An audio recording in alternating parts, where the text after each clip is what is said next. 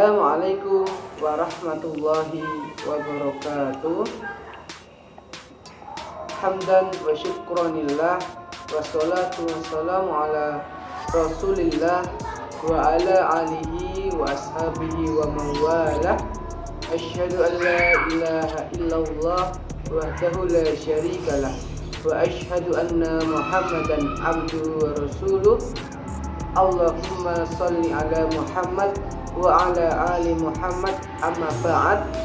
Yang pertama dan paling utama, marilah kita panjatkan puji dan syukur kepada Allah Subhanahu wa ta'ala yang telah memberikan rahmat dan nikmat berupa nikmat iman, nikmat Islam, dan nikmat sehat, dan masih banyak nikmat-nikmat yang lainnya. Bagaimana firman Allah Subhanahu wa taala yang berbunyi, a'udzubillahi minasyaitonirrajim, wa in ta'uddu nikmatallahi la tuhsuha. Dan apabila kalian mencoba untuk menghitung nikmat yang telah aku berikan, niscaya kalian tidak akan sanggup untuk menghitungnya. Karena apa? Karena begitu banyak nikmat yang telah diberikan oleh Allah Subhanahu wa ta'ala berikan kepada kita. Maka oleh sebab itu, baiknya kita itu menjadi seorang hamba yang bersyukur, abdan syakur, yaitu dengan cara memanfaatkan nikmat-nikmat tersebut dalam hal atau dalam kerangka kegiatan yang bersifat positif atau dalam hal kebaikan. Fastabiqul khairat, berlomba-lomba dalam hal kebaikan. Yang kedua, tak lupa sholawat salam kita haturkan kepada junjungan kita, suri tauladan uswatun hasanah, Nabiullah Muhammad sallallahu alaihi wasallam.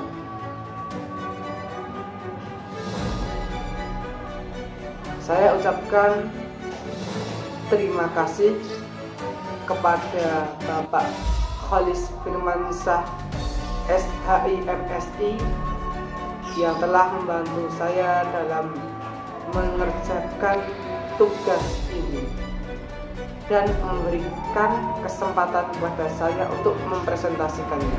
Tak lupa teman-teman yang saya banggakan. Nah, saya di sini Nafis Adri dengan NIM 203111208. Saya di sini akan mempresentasikan tentang yang namanya inseminasi buatan pada manusia dan hewan. Nah, bagaimana kira-kira di dalam agama Islam? Apakah boleh ataukah dilarang? Nah, untuk selanjutnya disimak ya, jangan kemana-mana. Untuk mengetahui tentang apa itu inseminasi pada hewan dan pada manusia, itu hal yang perlu kita ketahui, yaitu pertama adalah pengertiannya. Nah, apa sih pengertian inseminasi itu sendiri?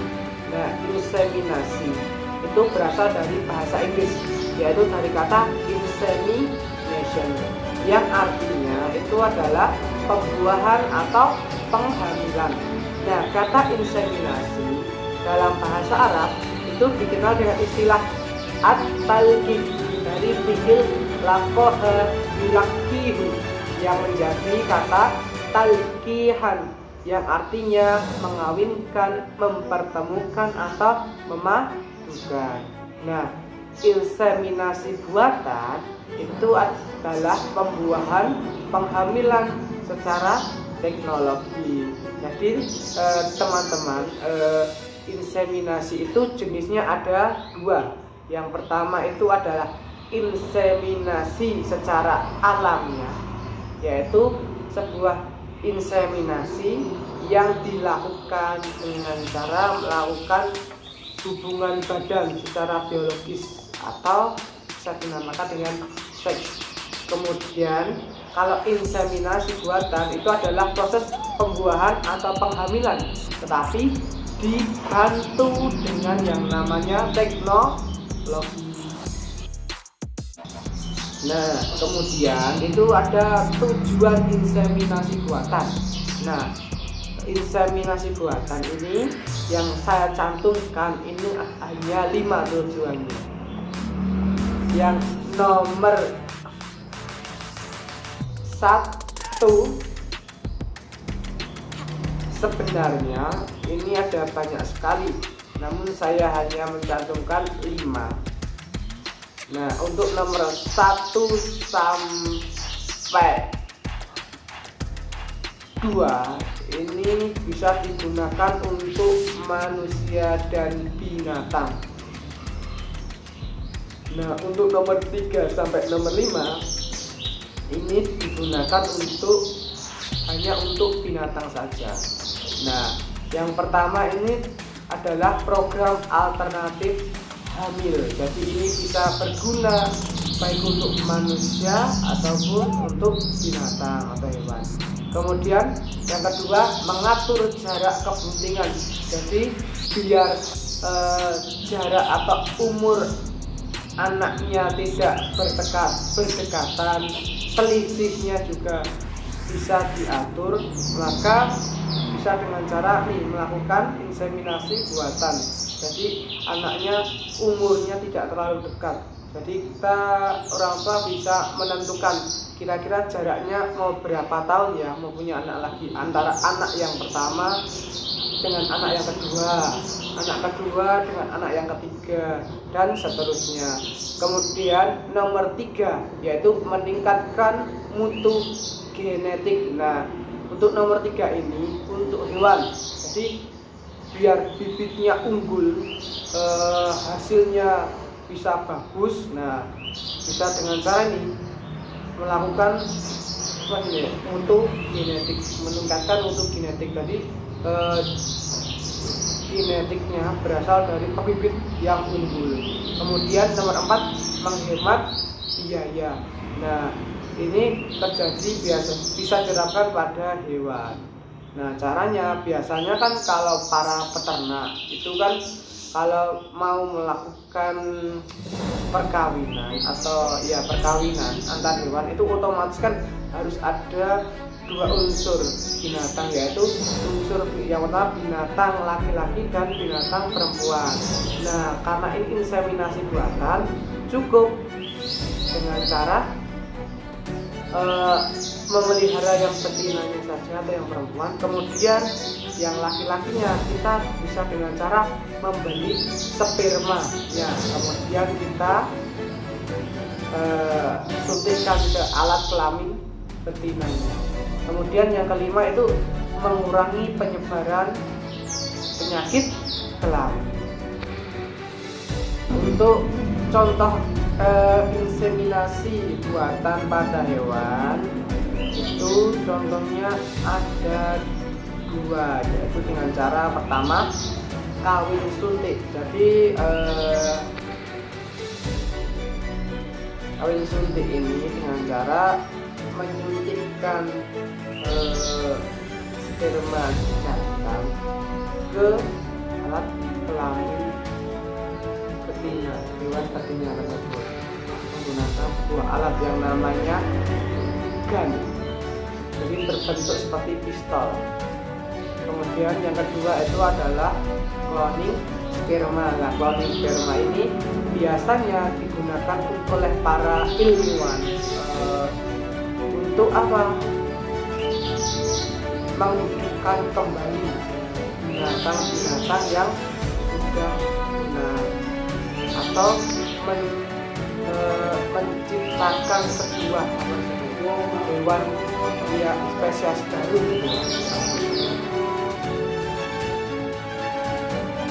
Untuk selanjutnya itu bagaimana hukum inseminasi pada hewan. Nah, kira-kira bagaimana ya? Pada dasarnya di dalam Islam itu mengembangkan semua jenis binatang yang ada di darat, di air maupun di udara itu hukumnya diperbolehkan, baik dengan jalan inseminasi alami ataupun dengan inseminasi buatan. Namun hewan yang dikembangkan merupakan jenis binatang yang halal. Dasar apa saja sih yang memperbolehkan melakukan inseminasi pada binatang? Yang pertama itu ada dasar analogi atau kias yang bunyinya abiru antum a'lamu bi umurud dunyakum, yang artinya lakukanlah pembuahan buatan atau inseminasi buatan. Sesungguhnya itu kalian lebih tahu tentang urusan dunia kalian. Dasar yang kedua yaitu kaidah fikih al aslu fil asyail ibahatu hatta yadullal ladilu ala tahrimiha, yang artinya pada dasarnya segala sesuatu itu boleh sehingga ada dalil konkret yang melarangnya. Tadi kan sudah disebutkan tentang contoh dari inseminasi buatan pada hewan. Nah, sekarang itu contoh dari inseminasi buatan pada manusia. Yang pertama itu ada bayi tabung, kemudian ada cloning sperma. Yang ketiga itu adalah program KB atau keluarga berencana. Nah, dari ketiga contoh tersebut itu sudah pernah dipresentasikan oleh teman-teman yang sebelumnya.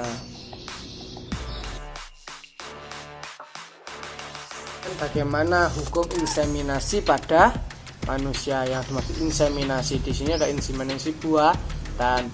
Nah, hukumnya inseminasi buatan pada manusia itu apabila dilakukan dengan sperma dan ovum dari suami itu sendiri, baik dengan cara mengambil sperma suami kemudian disuntikkan ke dalam vagina atau uterus istri, maupun dengan cara pembuahannya dilakukan di luar rahim, kemudian buahnya atau fertilized ovum ditanam di rahim istri, maka hal tersebut di dalam Islam diperbolehkan asal keadaan suami istri tersebut benar-benar memerlukan inseminasi buatan untuk membantu pasangan suami istri tersebut dalam memperoleh keturunan.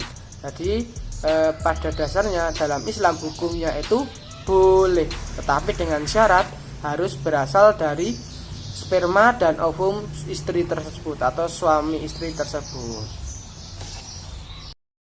Kemudian ada sebuah kaidah fikih tentang hal yang memperbolehkan pemberlakuan inseminasi buatan pada manusia, yang bunyinya al hajatu tanzilu manzilatad darura. Hajat atau keadaan yang penting itu diperbolehkan seperti dalam keadaan yang darurat. Nah, dalam hal ini dikarenakan kondisi dari suami atau istri yang tidak memungkinkan dengan cara melakukan inseminasi alami atau karena sebuah penyakit yang diderita, maka diperbolehkannya melakukan inseminasi buatan. Kan dikatakan bahwasanya ketika melakukan inseminasi buatan pada manusia harus berasal dari sperma atau ovum suami. Di sini apa yang menjadi dasar pelarangan donor sperma atau donor ovum pada inseminasi buatan manusia? Yang pertama itu ada di dalam Quran surah Al-Isra ayat 70 dan Quran surah At-Tin ayat 4. Quran surah At-Tin ayat 4 ini berbunyi laqad khalaqnal insana fi ahsani taqwim. Sungguh Allah telah menciptakan manusia itu dalam sebaik-baiknya. Kemudian terdapat juga di dalam hadis yang berbunyi la tayahillu limri'in yu'minu billahi wal yawmil akhir ana yasyama'u zar'a ghairihi, yang artinya tidaklah halal bagi seorang yang beriman kepada Allah dan hari akhir menyiramkan air mani atau sperma pada tanaman orang lain. Jadi ini tanaman orang lain yang maksudnya adalah vagina atau sperma. Hadis ini diriwayatkan dalam riwayat Abu Dawud, Tirmidzi, dan hadis ini adalah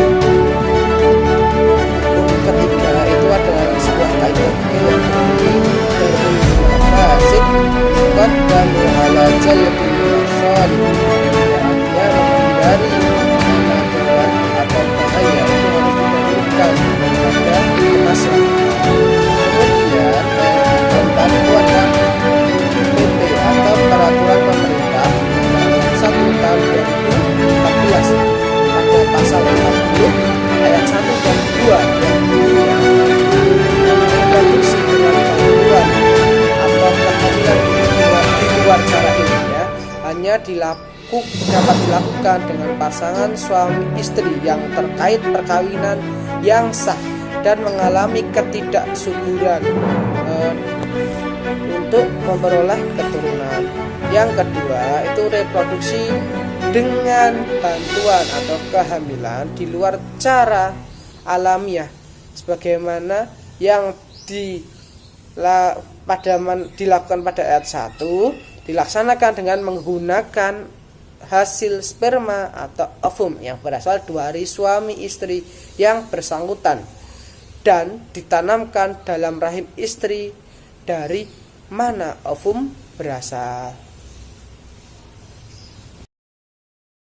Kesimpulan dari presentasi ini ada 3 poin. Yang pertama, mengembangbiakan semua jenis binatang yang halal, yang baik hidup di laut, di darat, dan di air, dan yang terbang bebas di angkasa, itu diperbolehkan dalam Islam, baik untuk dimakan maupun untuk kesejahteraan hidup manusia. Pengembangan boleh dilakukan dengan inseminasi alami maupun inseminasi buatan. Nah, inseminasi buatan pada hewan hendaknya dilakukan dengan memperhatikan nilai moral Islami.